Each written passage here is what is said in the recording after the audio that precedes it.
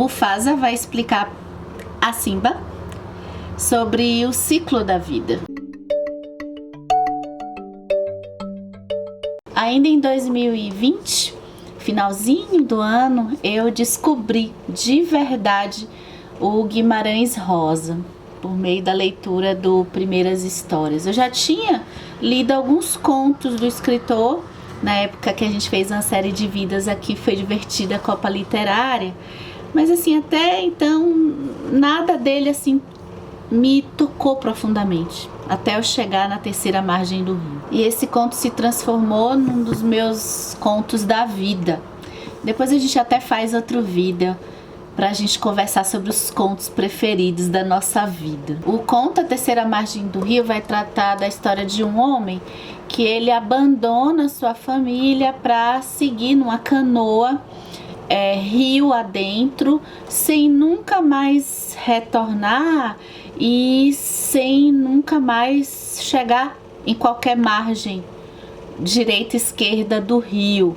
E a repercussão dessa ação que ele toma na sua família, especialmente no narrador da história, que é o seu filho, a conexão que ainda fica do filho com esse pai, apesar da distância, mas de certa forma tão perto na cabeça dele, no vínculo com ele.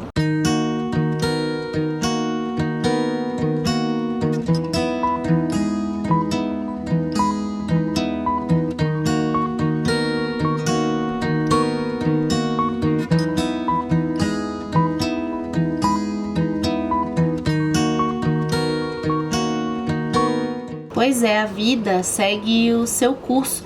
Não adianta a gente se esforçar para viver o dia quando é de noite. Não adianta a gente ignorar as estações do ano e sair num dia de chuva torrencial achando que tá sol. E é exatamente pensando em alegorias, em associações, que esse conto vai se sustentar, além da linguagem material que ele oferece, que também é muito poética. Eu percebi esse conto assim muito alegórico. Agora aqui eu quero dizer para vocês que essas alegorias, eu tenho aprendido isso muito até por conta do Tolkien, que as alegorias elas não podem limitar a nossa interpretação. Elas podem existir não porque eu vou ter que interpretar o rio como a metáfora da vida certinho assim.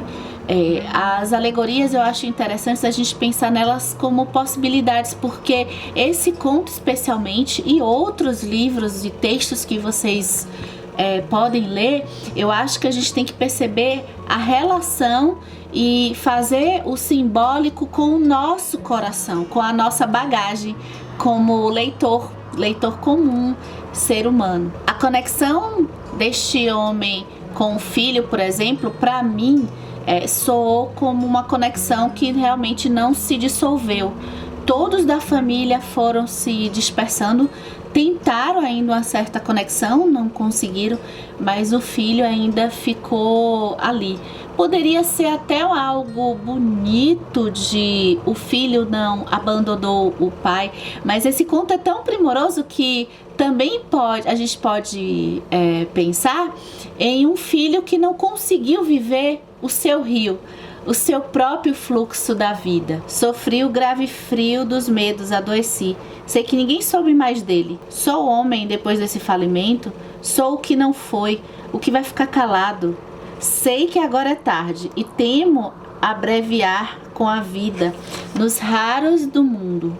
Mas então, ao menos que no artigo da morte, peguem em mim e me depositem também numa canoinha de nada, nessa água que não para, de longas beiras, e eu, rio abaixo, rio afora, rio adentro, o rio. E ele, o filho, nem vai entrar no rio, né? Ele pede para alguém colocar ele no rio. Um outro ponto de conexão comigo, né, de interpretação, foi pensar nesse conto muito a partir de doenças incapacitantes. O curso do afastamento de um homem que vai perdendo a conexão e a comunicação com o mundo ao seu redor, com o mundo material. Ele sai na sua canoa e lá ele vai mergulhar em um rio próprio, em um mundo interior, um mundo próprio. Tem uma parte que eu anotei que tentam tudo para demover ele do rio. O pai é padre, polícia, jornal. Os momentos iniciais em que a família tenta tudo da linha material, mas a natureza está ali. Às vezes uma doença está ali e o afastamento é inevitável. Nossa mãe, vergonhosa, se portou com muita cordura.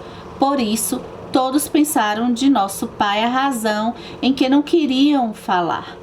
Doideira.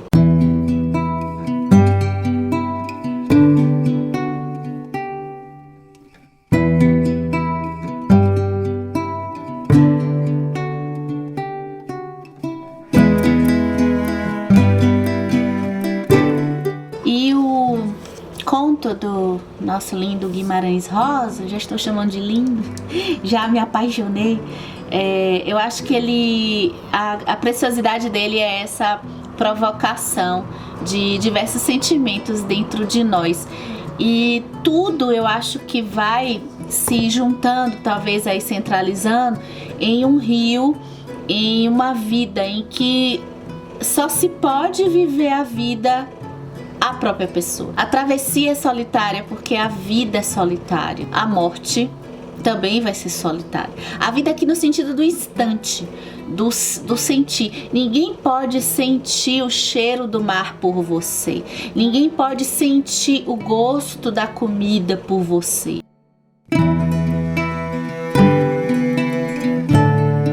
Eu li o artigo da Terezinha da Silva, em que ela aborda esse conto do Guimarães Rosa e ainda vai falar do Platão, no mito da caverna do Platão, e do Jung. Eu gostei de perceber o estudo dela, a análise dela, em que o mito da caverna do Platão, ele vai se dar na nossa vida acontecendo diversas vezes. São diversas saídas da caverna. Somos provocados para sair da caverna no curso do tempo. Cada momento que tem o seu tempo. E para cada saída da caverna, o mundo, a nova experiência tem o sol, tem a luz, tem o ofuscamento, e aí a gente vence, e aí daqui a pouco vem outra caverna. Eu recomendo a leitura desse artigo se você gosta de simbologia, psicologia, porque ela vai dizer, né, a diferença, de certa forma, do Platão para o Jung. O Jung, ele vai trazer esse fluxo do rio também, falando de self, né, do retorno pro inconsciente. Enquanto para Platão, o sol, a saída para a luz, tá o mundo exterior, né, as experiências e a vida com o mundo externo. O Jung vai falar isso, o sol dentro do nosso inconsciente, a vida e a percepção e o amadurecimento, talvez aqui, dentro de nós. E o bacana do conto do Guimarães Rosa é que o conto vai trazer as duas possibilidades também, né? O mundo exterior, o mundo interior. O rio tem duas margens terrenas, a da direita e a da esquerda, mas existe a terceira margem lá no artigo, que ela fala, né? Essa margem abstrata, essa margem do além, a margem que todos nós vamos ter que atravessar, é a margem da morte, né? E nesse artigo eu pude ler que o Guimarães Rosa gosta dessas metáforas relacionadas ao rio, e eu pude perceber também nesse artigo como que existe meio que uma filosofia não acadêmica, uma filosofia ligada a ser humano em contato com a vida propriamente dita, com a natureza, com o regionalismo, né?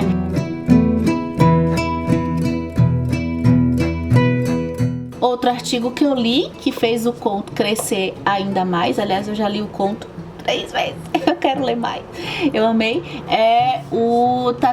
tá tudo aqui no box de descrições do vídeo, se você quiser. É o artigo que vai também falar do encontro que existe do conto do Guimarães Rosa com a filosofia do Heidegger.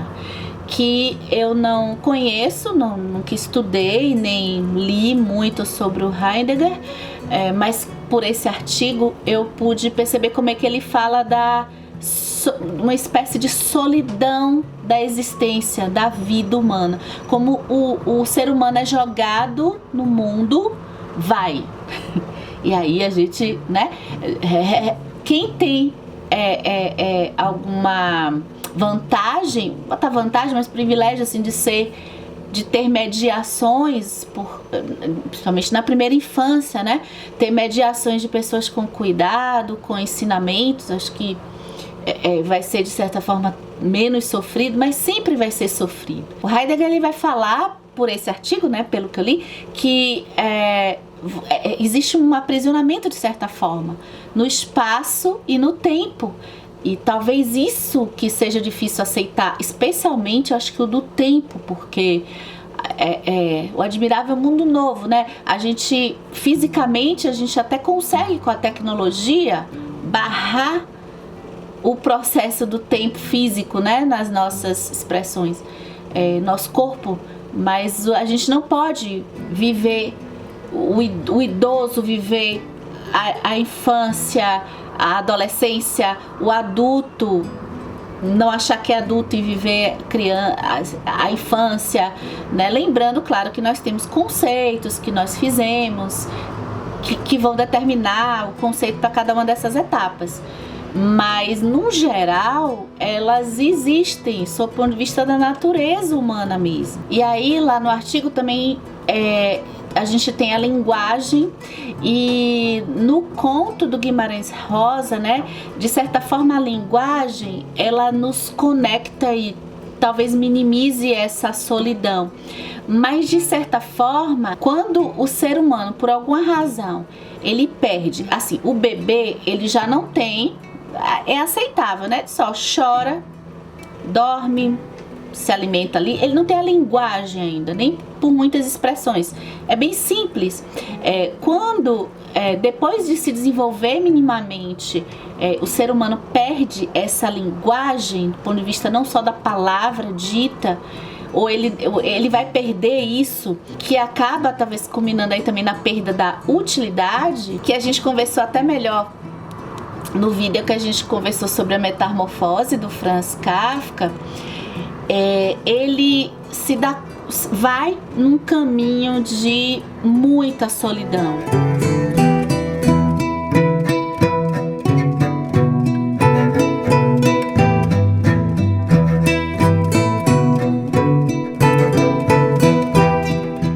O silêncio na literatura. O silêncio. O silêncio passa aqui pelo conto A Terceira Margem do Rio. E quem comenta sobre o silêncio na literatura, para eu deixar a recomendação para vocês, foi a Maria Homem no livro, só um pouquinho a foto, No Limiar do Silêncio e da Letra. Maria Homem faz um trabalho muito interessante, especialmente abordando a Clarice Lispector, mas ela fala também do silêncio na literatura de modo geral, abordando 3 aspectos mais destacados. Do primeiro é aquele que a gente é impedido de falar, tá? Em silêncio, porque realmente é a censura. Não é possível falar, ou até um determinado local que você não pode falar. O segundo aspecto é aquele silêncio que se supõe dito. É o silêncio do Charles Brown com Snoopy. Não precisa ter balão. Não precisa. Ali já é dito tudo que a gente precisa. E o silêncio do pai, em A Terceira Margem do Rio, traz esse tipo de silêncio na história. Nosso pai era um homem cumpridor, ordeiro, positivo, e sido assim desde mocinho e menino, pelo que testemunharam as diversas sensatas pessoas quando indaguei informação. Do que eu mesmo me lembro, ele não figurava mais estúrdio, nem mais triste do que os outros, conhecidos nossos. Só que um homem sempre de poucas palavras e que pouco fala quando decide pegar a sua canoa para ir no seu curso, no seu rio. É isso. Bem, tem mais, mas agora eu vou deixar você arrasar aqui nos comentários. Me conta, se você tivesse que escolher um elemento da natureza para representar a sua vida, qual você escolheria? O rio? O mar? O sol? O fogo? A Árvore. Conta aqui também pra mim nos comentários a sua percepção sobre a obra do Guimarães Rosa. Eu vou adorar receber dicas desse escritor pra chegar firme, preparada na minha leitura futura leitura, com fé em Deus, do Grande Sertão Veredas. Um abraço e obrigada por acompanhar e divulgar o canal. Fico muito feliz da divulgação de vocês, fico muito contente de ver isso nas redes sociais.